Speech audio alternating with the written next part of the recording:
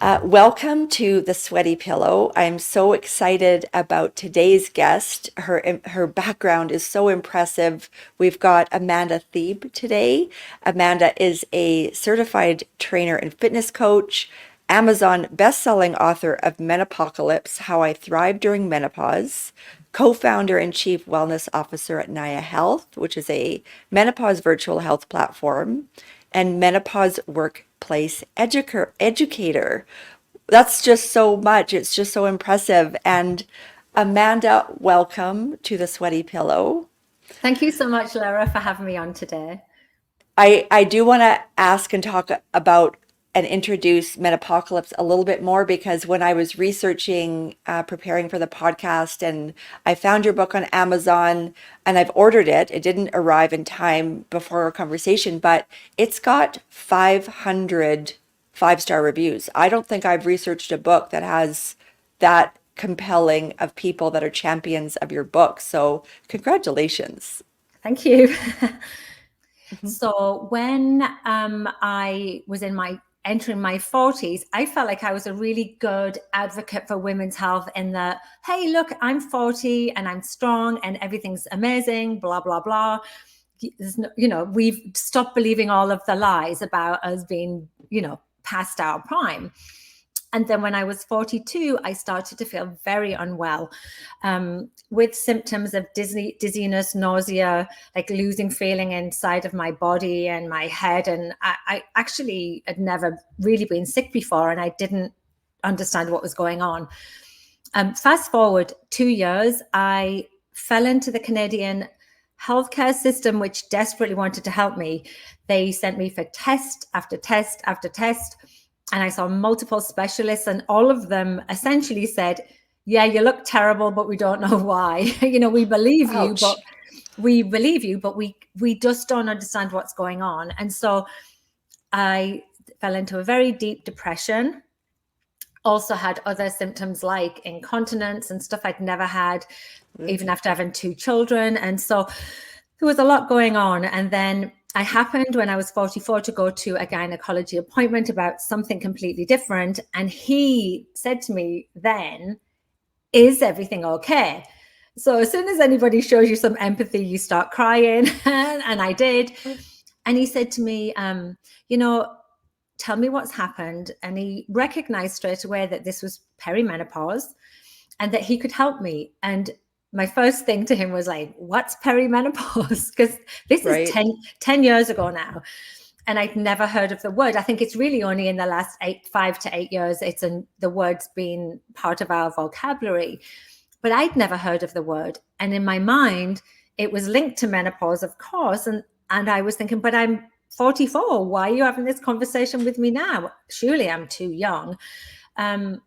So I was confused. I was relieved that I didn't have a brain tumor because I Yeah. really figured something was wrong. And he told me I was struggling with migraines with aura, depression, and the genitourinary symptoms of menopause. He literally diagnosed everything there and then. He'd seen it a million times.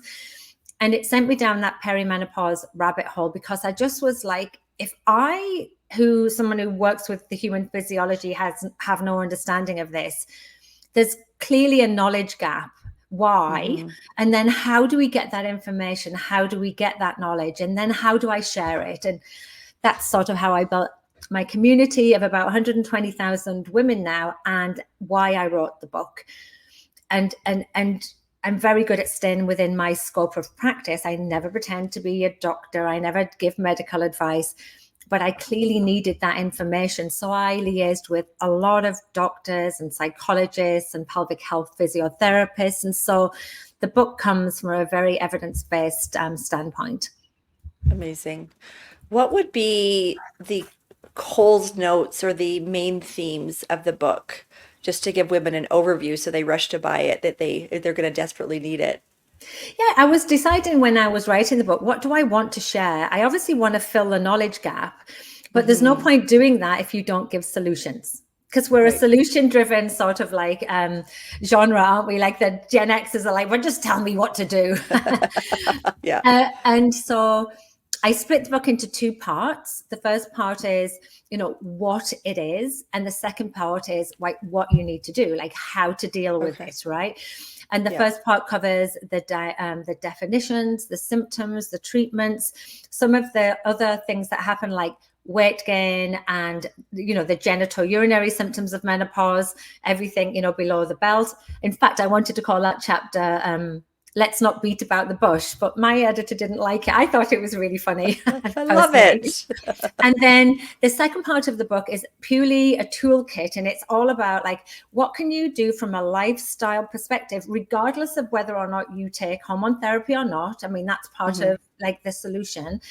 But what can you do yourself? And so we look at what the nutritional changes are, what the exercise requirements are with our changing body, what Mhm. sleep and stress look like and how that impacts us and how it can worsen symptoms. And then the last part was how to shift through this changing sort of time of our lives with a resilient mindset. How do we change the narrative and shift away from being tied to values that don't make a ton of sense, like being thin, being young, having no gray hair, Mhm. and all of the things that society has pushed on us? How do we fight back against those things? Okay, I love that. We were talking a little bit before we started recording about it's not all doom and gloom. And especially today, there's so much more. I mean, we're seeing it in the US government with new bills being passed. There's certainly a lot more attention on menopause. It's more of an open conversation that's not happening in dark alleys anymore. It's definitely at the forefront. So there is more education for women and there's more solutions. But we were talking about just the negative connotation and how we refer to the menopause chapter as the third chapter of life, and the first being, young and getting through school and figuring all that out. And then the second chapter is, starting our family, building our career, and then the kids go off. We've got some success perhaps in our career, we're approaching retirement, and that's where the fun begins. So, like, the third chapter of a book is where it gets interesting. Talk to us about, a little bit more of the positive things that we have to support us or to look forward to, or the community that you've built to really get women, well, not excited is the right word, but just, more hopeful and looking forward to this chapter of our lives. It's a really great question. And I think we need to just take it back a step, because I think that we have to be very careful how we talk about menopause in a way that we don't diminish somebody's experience. And I'll stand up and say I had 8 years of hell, literally. That's why I called it my Menopocalypse, because I was like, wow, is this ever going to end? This is the worst experience I've ever had in my life, actually, from a health perspective. But it does get better. Statistically, Mhm. it gets better. And I'm not just saying that from my opinion. It's called a transition or a change for a reason, but it doesn't mean it's easy. And so I just want to start by saying, if you're a perimenopausal or menopausal woman who's really struggling, I hate that women are suffering. There are options out there to help ease that suffering, ease that burden Mhm. of symptoms. And so I highly recommend that you investigate those. But we can do hard things. I know that's a bit cheesy and I don't want that to be diminishing, but I think, I'm now, nearly 5 years post menopause, because I went through at the age of 48. And my symptoms have died down from a personal experience. My symptoms have died down. I have regained my vitality, my personality. And that's what happens to a lot of women in perimenopause. They don't recognize themselves. They feel as though they've lost Mhm. a part of themselves.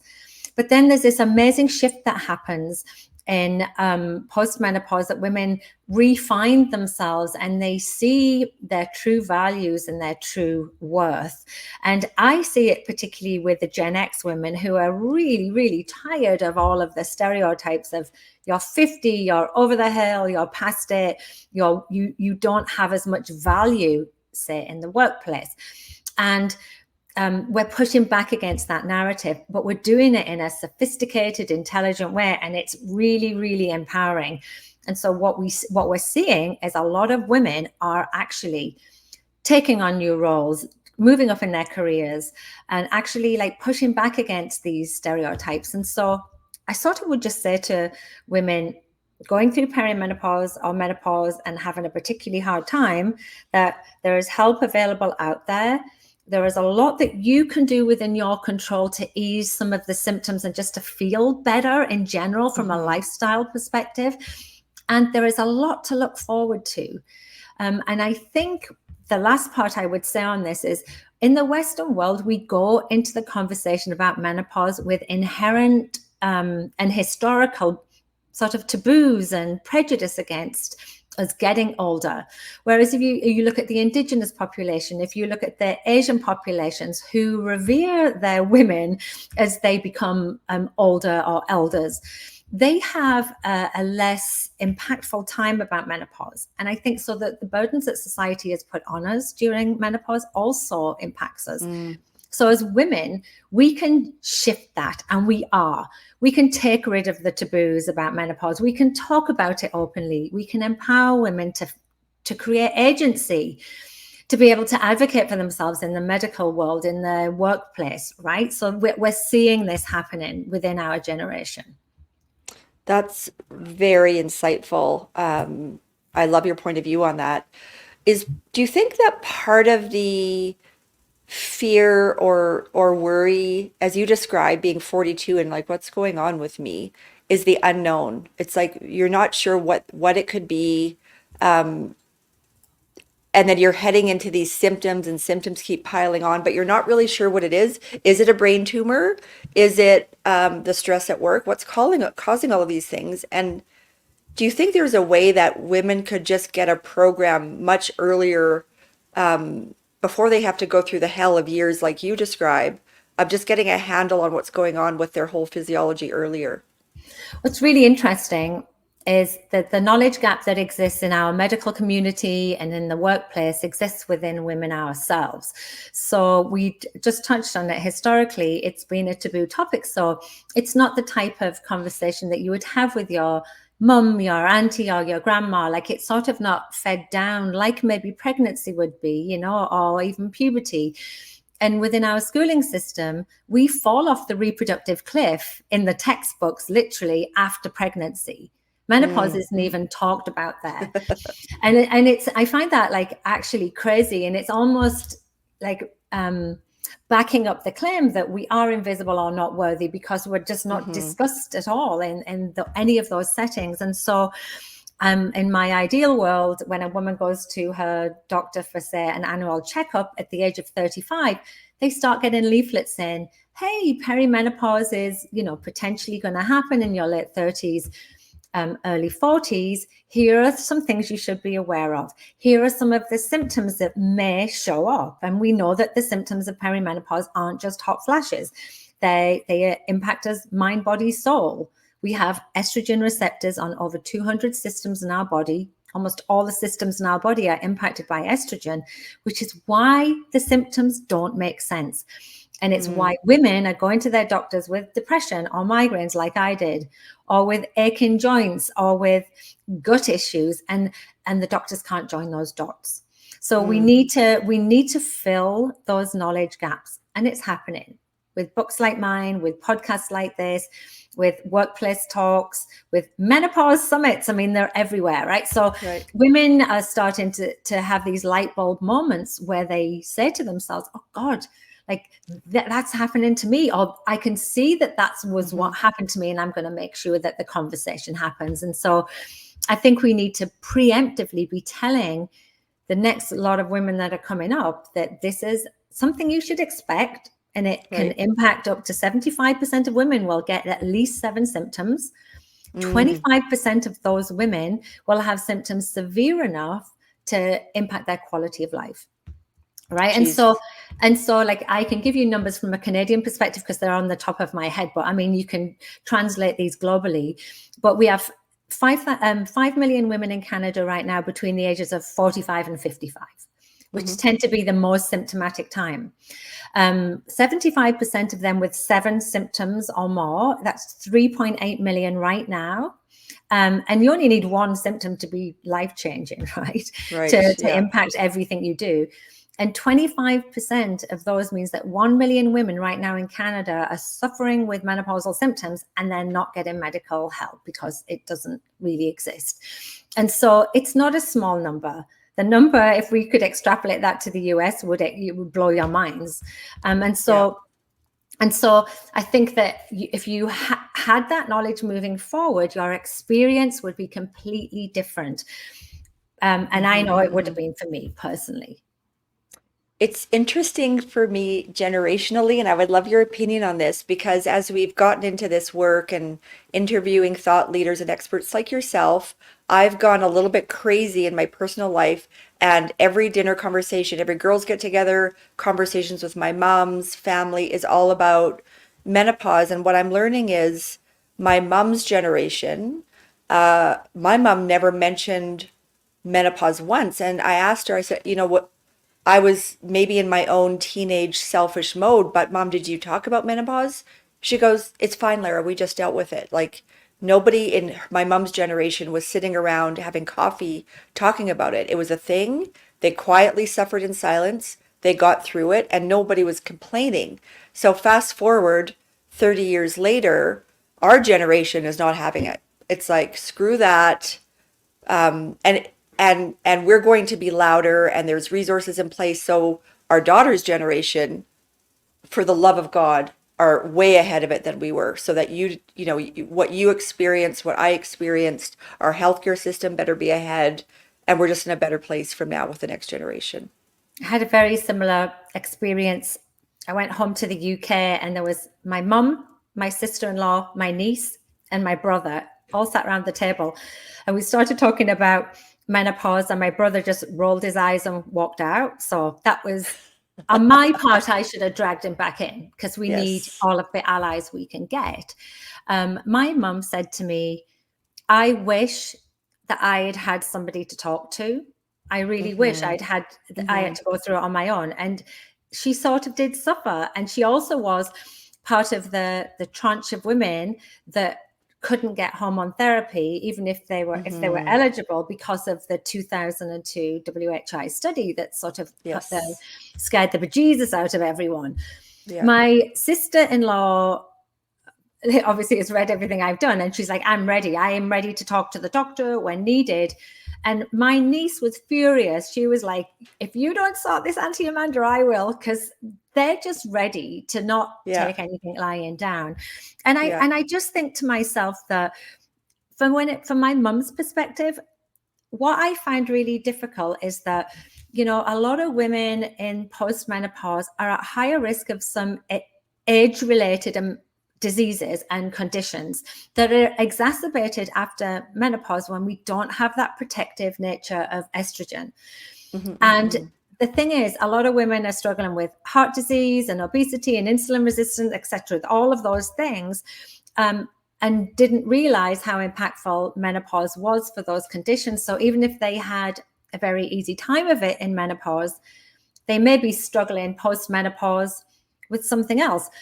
And the part of the educational piece is saying to them, do you know that heart disease is the biggest killer of women and it's 80% preventable? And the risk goes up after Yeah. menopause, and it's 80% preventable through lifestyle interventions. So we Mm. need to have conversations whether women find it easy or not. That's my point, right? Yes. There's lots Yeah. to talk Yeah. about.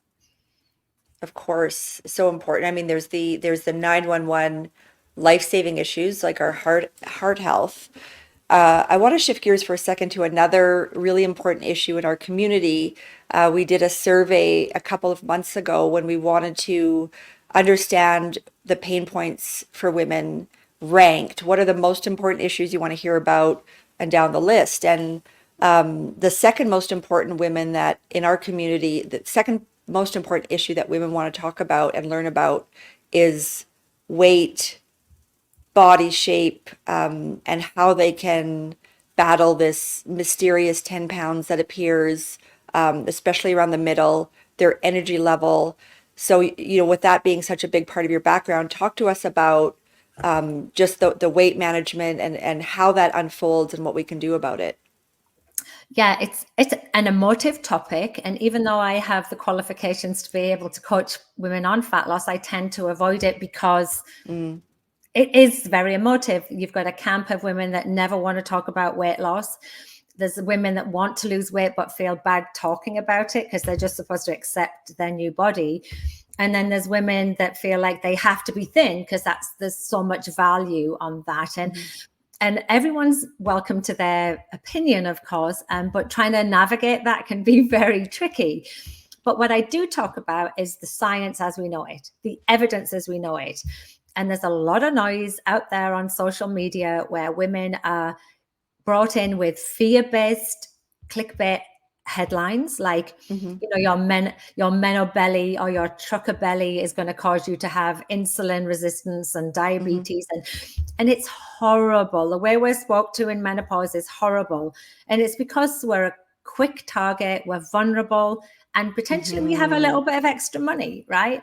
And so one of the things I like to do is come at this with facts, with science, so you can make choices, right? And so here's a few things we know. The majority of women will put some weight on in menopause, right? And that's just one of those things we know.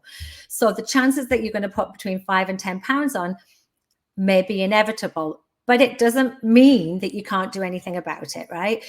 Why do we put weight on? They don't truly know, but what we cannot move away from is the nutritional science laws of thermodynamics, which is a whole way of saying energy balance. So energy balance simply means the amount of energy you intake, which is measured in calories. That's a unit of measurement, versus the expenditure that you use every day. Right. And that's, some people put that down to like calories in, calories out, and people get really triggered by that. But it's a way of dumbing down really in-depth science. But what the science tells us is if you're in an energy surplus, you will gain weight. And if you're in an energy deficit, you will lose weight. Doesn't mean it's easy. And it doesn't mean that like you can just do what you did in your 20s. So a couple of things change in menopause. And I'm going to not go into too much depth, but some of the things are really important to know. First of all, we do not hold on to muscle like we used to. And muscle is one of those prime things that we need for our health, our lifespan, and metabolically as well. And so from the age of 30 onwards, we lose between 3 and 8% of our muscle mass, usually through aging, which we can't do much about. Secondly, through being sedentary, which we can do a lot about. And then thirdly, it's accelerated somewhat through menopause. We also process some foods differently. So protein is one of the macronutrients, and we use that to build and regrow and store in our body. We utilize the protein, it breaks down into amino acids, and then that's part of the catalyst for hanging on to muscle via strength training. So two things I want to say to women as you move forward is, regardless of weight, you need to increase your protein intake and you need to start strength training. It's one of the best things you can do for your overall health, mental health, physical health, emotional health, and your body composition. Because a lot of the time, women don't like the shifting change in their body, not just the weight. And one of the best ways to change your shape is through strength training. So that's the first thing. Second thing, women will say, I haven't changed anything. I haven't changed anything. I'm still exercising and I'm still eating well. And I'm not denying that that's the case, but it probably isn't 100% accurate. I had to have the honest conversation with myself too. I'd realized that 3 days out of 7, I actually just sat on the sofa all day long because I was absolutely chronically fatigued and I didn't even have the energy to go for a walk. And it stopped me being mindful about my food choices. I was eating a little bit more mindlessly. And so I wasn't accounting for everything I was eating. Now, I don't say you need to calorie check everything, but the odd cookie here and there and the odd bag of chips makes a difference over time. And these things always happen over time, Lara. They never happen in a 2 or 3 week period. And I therefore wasn't exercising as much and I was mindless about my eating. My sleep was disrupted. We know that when you have poor sleep quality, it impacts our food cravings. Yes. It also impacts our hunger hormones. So we are perpetually hungry and never satisfied, ghrelin and Mm-hmm. leptin. So there's Mm-hmm. lots of things at play here. In addition to that, our fat redistribution happens. So when we start to lose estrogen, we have a more predominant testosterone level. It's still very small, but the ratio changes, and so we stop holding weight in our hips and our legs, and we hold it more on our belly.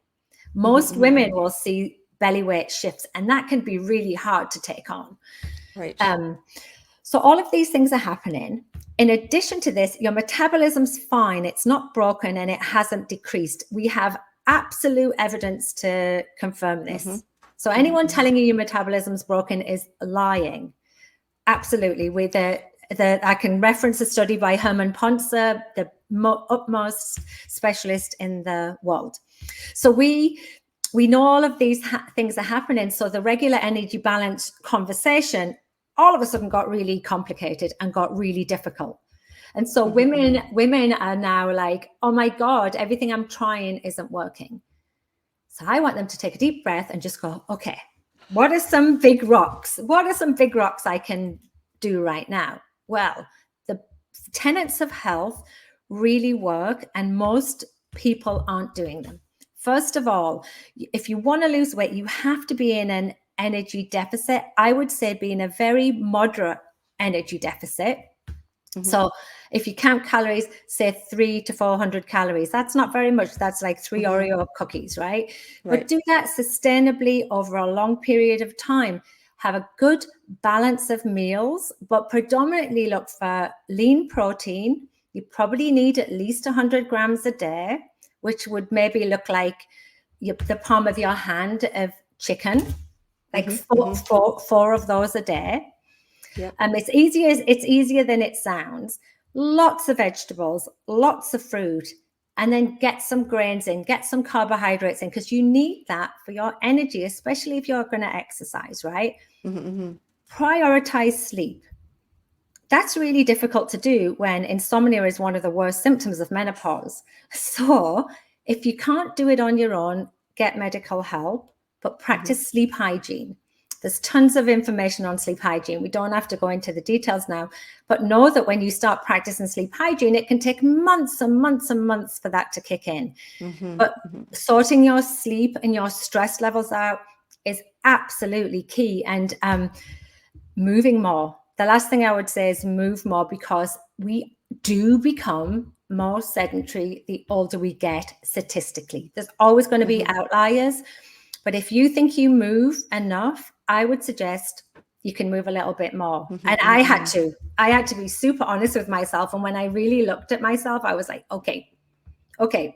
And I put 10 pounds on in perimenopause, and it took me 9 months, 10 months to lose it. It's not a fast process. Stop No. looking for quick hits. Yes. We're Yeah. giggling in the office because myself and Lisa both were like, wait a second, why are our jeans too tight around our tummy? So we start these programs and we do these things, and it's been 6 months for us to peel off a little bit.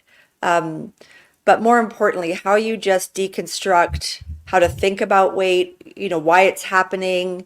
You're right in what you're saying that it can be controversial, except women want to know, what they can do and why it's happening. And you gave a really great synthesis of, why it's happening and how you need to think about it. And in the end, we do have to live with our choices. So you should have a really tough look in the mirror on, you know, analyzing a week's activity or lack of activity and how many extra glasses of rosé we had last night, and then we can't be frustrated if. Well, it's exactly that. It's like nobody wants to live life like a robot, right? So, Yeah. like, it's almost like am I okay with this extra £5, but continuing to live my life? I really enjoy the way I live my life. I am pretty good during the week, and I go out on a Friday night and have a glass of wine with the hubby. And why shouldn't you? Right? If that's what you consider to be a joyful life. And so sometimes I think we need to shift the perspective of, all right, you've gone through a major life change. Your body's going to change. Stop fighting it, lean into it a little bit more, and then you'll find a little bit more peace in where you are. And and I also think that stop trying to change yourself based on what somebody else wants, and start thinking about what you want as well. So good. And if there's ever a time in our life as women that we're going to prioritize happiness, joy, simple pleasures in life, whether it is that perfect scone with clotted cream, I'm not giving that up. So if and that gives great enjoyment and the socialization of eating. Whereas, in my 20s, I was more concerned with what my boyfriend thought at the time. I couldn't give a rat's ass now. It's like, I'm going to enjoy myself. Hope he doesn't listen to this. Quick question. Yes. It's pretty serious. You said scone and clotted cream, and so I'm going to put it to you: jam first or jam after? Oh my gosh, we could have a whole other podcast on this. Jam for me, and I feel embarrassed talking to a Brit about this, but I'm jam after. Right. Okay. So we can end this podcast now. No, but listen. No. Okay. To educate me. So in Devon, where Yes. clotted cream is made, they eat it like you. That's their way, and they're going to die on that hill. They're like, you use the clotted cream like butter, and then you put the jam on. Yes. But everywhere else in the UK, it's jam first with a dollop of cream on top. Oh. And it's really funny because I'm the second and the latter. But there's these huge debates on it. Like, it could tear families apart. That's incredible. I know, Oh my gosh. Okay. We're going to have to go this afternoon, Lisa, to get some of this. So I want to talk about Nia. Am I saying that right? Nia Health? Correct. I didn't know this existed until I started researching before our podcast. And this is an amazing little gold mine. Tell us about it. Right. So, I mean, I'm based in Canada, and I mean, this is a problem throughout the world, right? And so what I realized from my community of women is that most women have this knowledge gap, and when they go to the doctors with depression or insomnia, they will be treated for that, but not for perimenopause, because the medical community don't get training at all. There's no menopause training. And then when they do go, if they have some knowledge and they go to an advocate for themselves, Lara, then they might get like stonewalled. The doctors might be like, I don't feel comfortable doing this. I might refer you. And so women are spending time like between 6 and 10 appointments trying to get heard. In Canada, we have 3 menopause clinics, just 3. It's the second biggest country in the world, and we have 3 clinics. And there is a 2-year wait list for this. Now, we were trying to find a way of like resolving that situation. Now, in the US, there's a whole bunch of, and you guys are based in the US or Canada? Canada. We're Western Canada. Oh, you're in Canada. Yeah. So in the US, there's a whole bunch of telemedicine companies operating there, but there's really only 1 or 2 that do this ethically. And by ethically, what I mean is they're not, some of these telemedicine companies, their point at the end there is purely to give you hormones, whether you should have them or not. And what we wanted to do with Nia is we wanted to take the clinical model that's in these menopause clinics, where you get about an hour with a practitioner. They do a comprehensive intake of your health risks, your current lifestyle, your symptoms, and then you spend time with a nurse practitioner or a gynecologist, and then you get an outcome at the end, and it's based on all of your risks and all of that. And it might be hormone therapy, it might be lifestyle interventions, it might be therapy, who knows, right? It depends on you, the individual woman. And so what we've done at Nia is myself and actually one of the top researchers at University of Alberta and the current chair of the Canadian Menopause Society, plus 2 other founders, have pulled together an online platform for women. But we're not available yet, though. So we're currently in a trial phase. We have 50 women with us right now. We'll be Mhm. launching in Ontario and Alberta first of all, because they're the ones where we can use nurse practitioners and pharmacists. And the Mhm. reason we're doing this is because our healthcare system is broken, right? Yes. One in eight people have a GP, only one in eight, which is mind blowing. And we have, I think, 80,000 GPs, but 450,000 nurse practitioners or registered nurses who can do this work. So Mhm. we're employing these nurse practitioners. They have to be North American Menopause Society trained. We're training them. Well, our professionals are training them, not me, because I don't know anything about it. And then we're going through this assessment process. And the whole idea is that women actually get more than 8 minutes for a complex Mm. topic.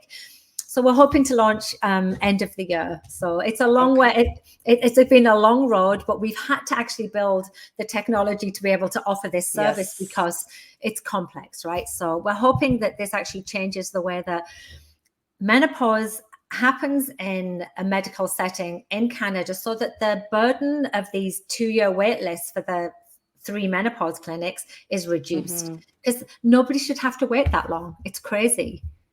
No, no.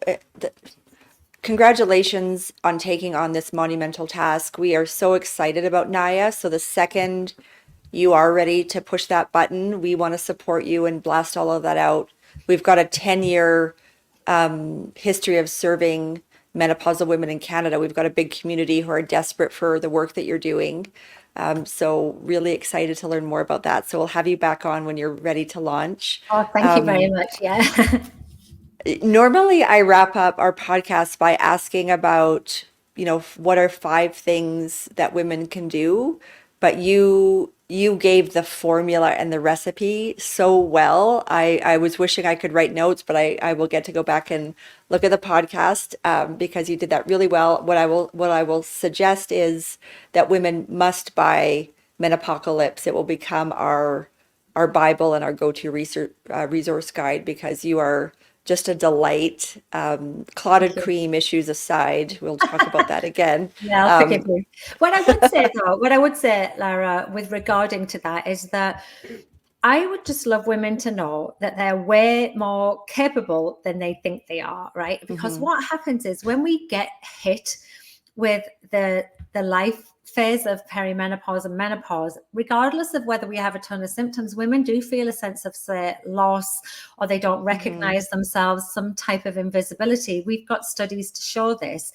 And I just want to sort of remind them that they are very capable. And one of the reasons mhm. I'm such a strong proponent of strength training, which can look different across the board, it can be body weight or it can be, deadlifting your own body weight, is that it actually gives you a sense of empowerment. When Mm, you can do hard things in the gym, that sort of like evolves outside of the gym, and it improves our confidence as well as all of the other physical attributes. It's just one mhm. of those things that help women realize, I can still do this. And so I would just Yes. say, be strength training curious, ladies. Oh, well, that's a good one because that helps in a lot of different ways, and it allows us to take control if we feel a bit helpless. So that's a great insight to leave on. And one other thing that I love so much about you and what you do is you do infuse these evidence-based stats, which gives you such authority and will make women feel just so comfortable falling into your network of book and Instagram and all the things that you do. So we're going to point everyone there. It's really been a thrill to meet you. Thank you so much. I've really enjoyed this. Thank you. Thank you.